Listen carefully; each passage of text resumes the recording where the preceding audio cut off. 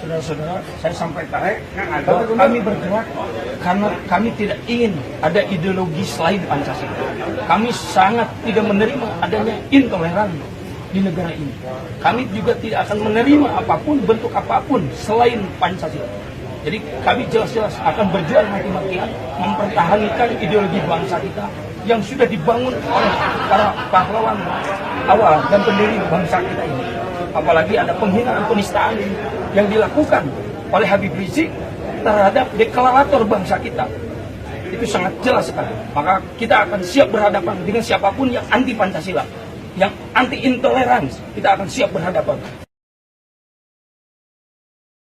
Pancasila itu sendiri dalam pandangan Front Pembela Islam bahwa FPI punya sikap bagaimana menyikapi Islam sebagai agama dan menyikapi Pancasila sebagai dasar negara. Islam adalah akidah. Pancasila adalah ideologi.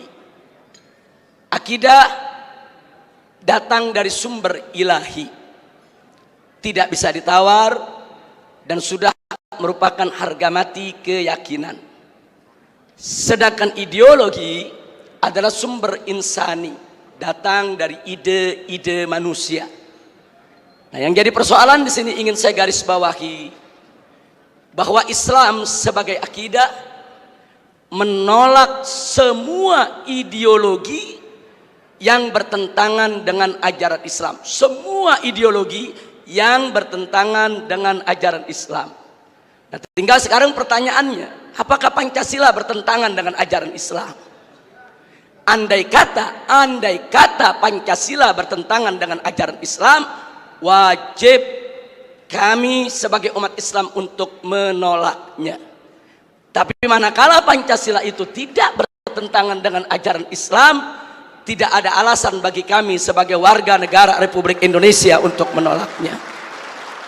Nah, untuk itu di sini langsung saja untuk menyingkat waktu, perlu kita sama ketahui bahwa ideologi di dunia ini, apapun warnanya, apapun jenisnya, apapun bentuknya, tidak keluar dari 3 kelompok.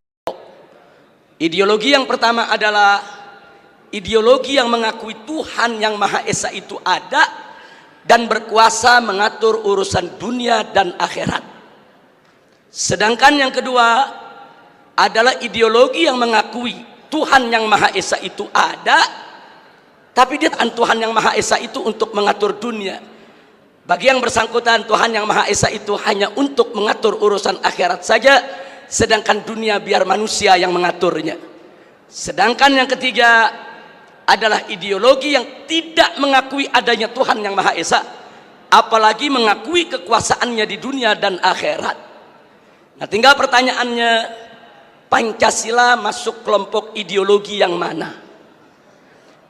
Untuk yang nomor 3 sudah jelas, di sanalah bercokol, yaitu kelompok ateisme, kelompok komunisme, leninisme, marxisme, yang memang mereka tidak mengakui kekuasaan Tuhan yang Maha Esa.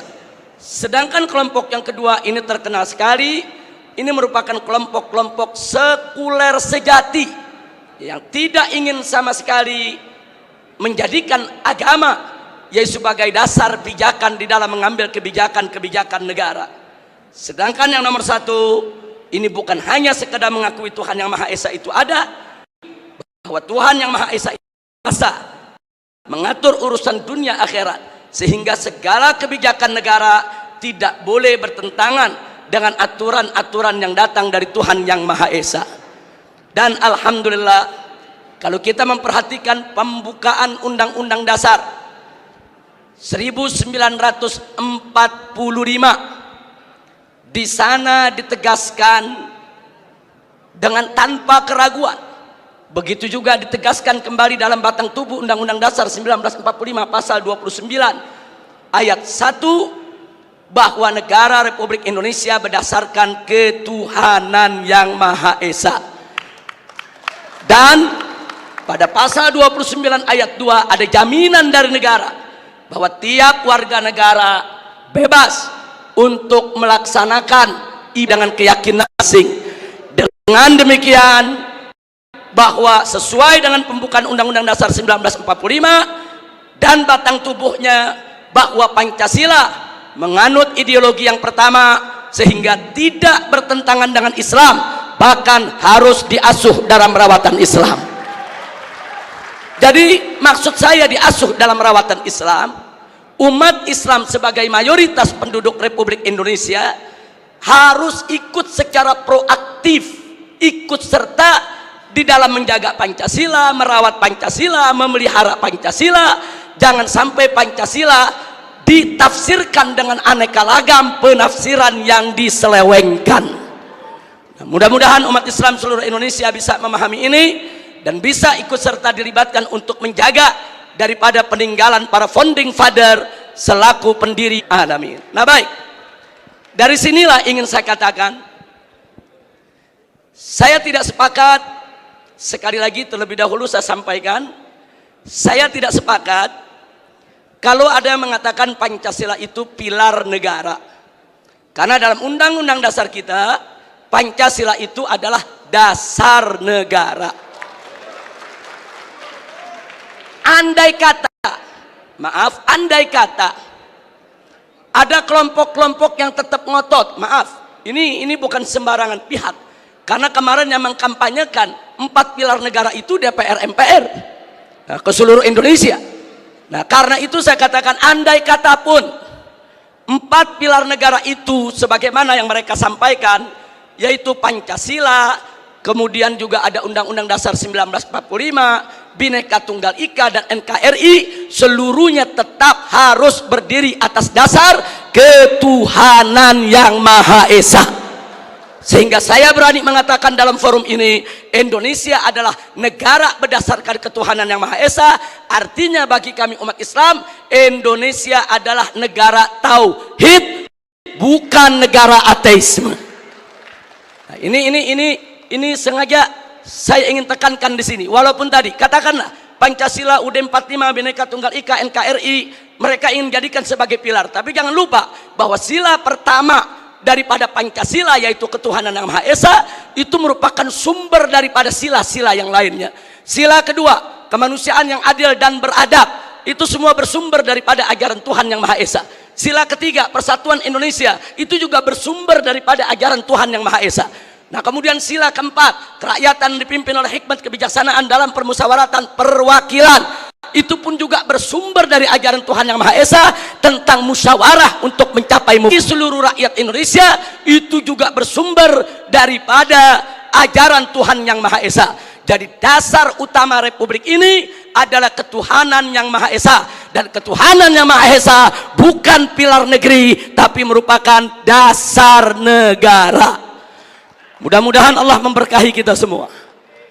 Nah baik, selanjutnya, kalau bicara tentang ketuhanan yang Maha Esa, saya selaku dai, guru agama, juru dakwah untuk umat Islam, maka saya tentunya punya persepsi sudut pandang yang tidak boleh keluar dari ajaran Al-Quran dan As-Sunnah.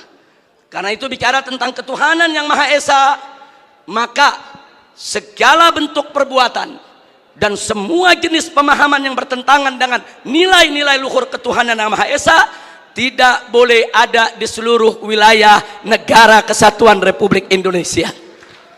Yang oleh karenanya, dengan tanpa ragu saya nyatakan di sini, segala bentuk perbuatan, apapun perbuatannya, apakah itu sihir, perdukunan, pemurtadan, riba, korupsi, miras, narkoba, judi, persinahan, pornografi, porno aksi, premanisme, pembunuhan, dan terorisme, semuanya bertentangan dengan nilai-nilai luhur ketuhanan yang Maha Esa, tidak boleh ada di Republik ini ya ikhwan.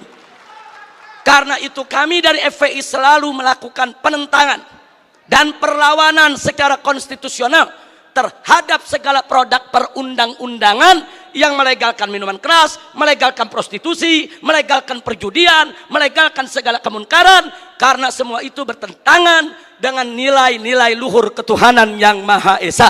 Karena tidak ada satu agama pun di Indonesia, tidak ada satupun agama di Indonesia, bukan hanya agama Islam, seluruh agama yang menghalalkan perbuatan-perbuatan munkar yang kita sebutkan tadi, sihirnya, perdukunannya, ribanya, korupsinya, mirasnya, narkobanya, judinya, semuanya diharamkan oleh seluruh penganut agama yang ada di negara Kesatuan Republik Indonesia. Sehingga ketuhanan yang Maha Esa sebagai dasar negara Republik Indonesia sudah tepat dan harus kita bela bersama, kita tegakkan di bumi Indonesia tercinta.